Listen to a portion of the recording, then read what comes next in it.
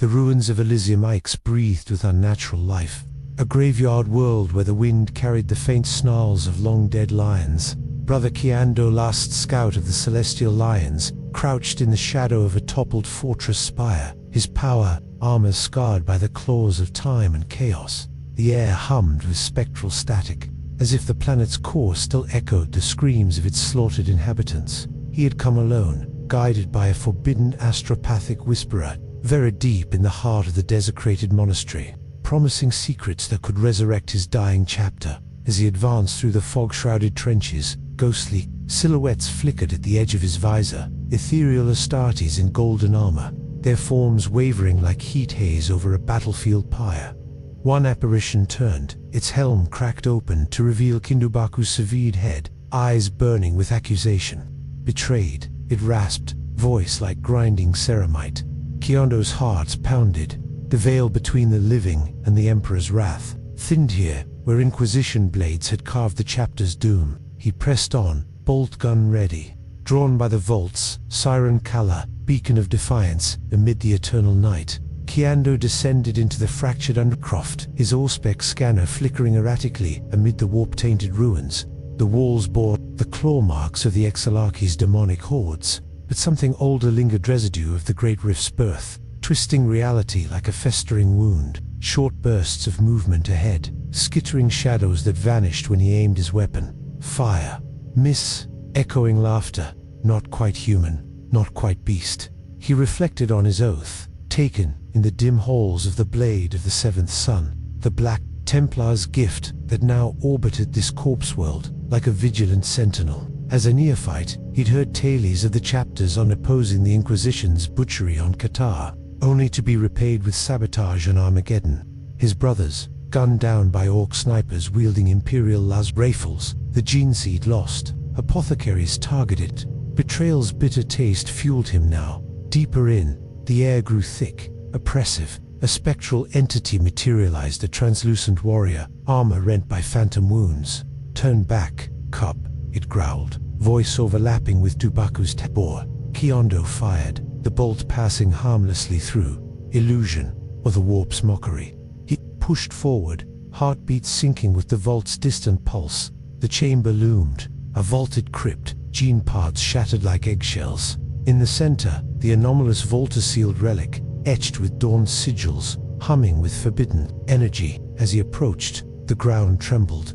From the cracks erupted tendrils of warp essence, coiling like serpents awakened from slumber. Kiondo dodged the writhing tendrils, his blade severing one in a spray of ethereal ichor that burned like acid. On his armor, the vault responded, its surface glowing with hololithic runes, ancient and unyielding. He interfaced his gauntlet, overriding locks with codes salvaged from Dubaku's final transmissions. The device activated in a burst of light, projecting ghostly holograms, visions of the past, laced with psychic resonance. First, Qatar, celestial lions storming Slonishi cults, victory soured by Inquisitor Apollyon's orbital barrage. Captain, Sol's futile pleas echoed. This is murder, not justice. Then, the warpstorm devouring their delegation to Terror ships torn asunder by demonic gales. Armageddon unfolded next. Hive, Vulcanus, ambushes scripted by corrupted orders. The brothers falling to friendly fire, apothecaries sniped mid. Kiondo clenched his fists. He'd been a scout then, witnessing Captain Vularic's devouring by the hologram-shifted Inquisition agents, shadowed figures, planting false intel. Their faces masked, but voices clear. The lions roared too loudly. Silence them. Reflection gripped him. Honor had been their shield, but the Imperium's shadows turned. It two chains. The warp tendrils surged again, forming spectral orcs illusions born of the vault's anomaly, a gene seed flaw. Or curse. He fought, bolt gun barking in rhythmic fury. Short, explosive combat. Blast, dodge, strike. One tendril pierced his pauldron, injecting visions Dubaku's decapitation aboard the Hex, Calidus blade flashing. The Emperor's spears, our brothers ... double quotes the chapter master's final words. Kiondo roared, severing the link, but the vault revealed more. A hidden anomaly, a latent Dornian resilience, amplified by the world's destruction. It could rebirth the chapter from the evacuated souls. Alarms blared. The ruins stirred with real threats surviving Exarchy. Cultists, drawn by the vault's awakening. Kiando barricaded the chamber, his wounds cauterized by automedicae. The vault's data streamed into his neural link, proof of betrayal, encrypted logs implicating Apollyon and successors. But deeper, the anomaly, a gene seed echo, infused with Elysium's spirit. The planet's death had warped it, binding echoes of fallen lions, ghostly imprints that could guide new recruits, enhancing survival against chaos taint. Outside, cultists howled, their forms mutated by the Exarchy's gifts. Kiando reflected on the fragile veil. War's echoes never faded. The dead marched on in memory, in gene seed, in dread.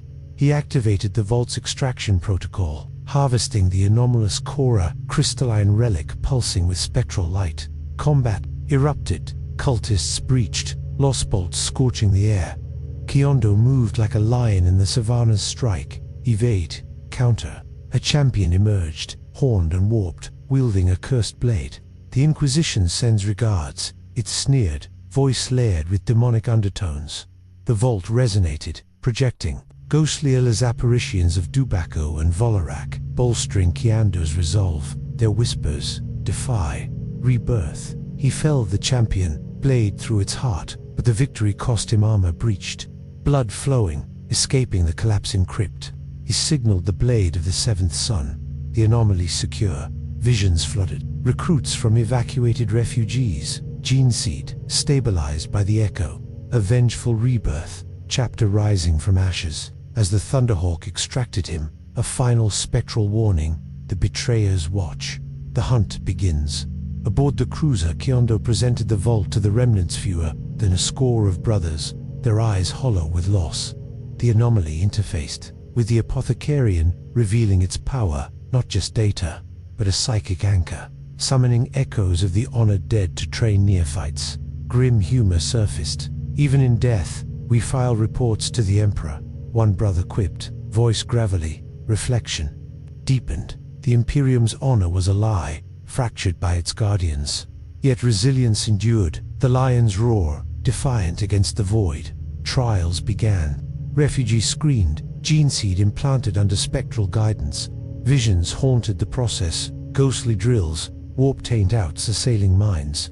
One neophyte faltered, possessed briefly, purged in tragic necessity. The vault uncovered a deeper betrayal. Inquisition, ties to the Exarchy, orchestrating the invasion. Vengeance ignited, plans for strikes against shadowed foes. As the chapter swelled, Kiando stood vigil, the veil thinning once more.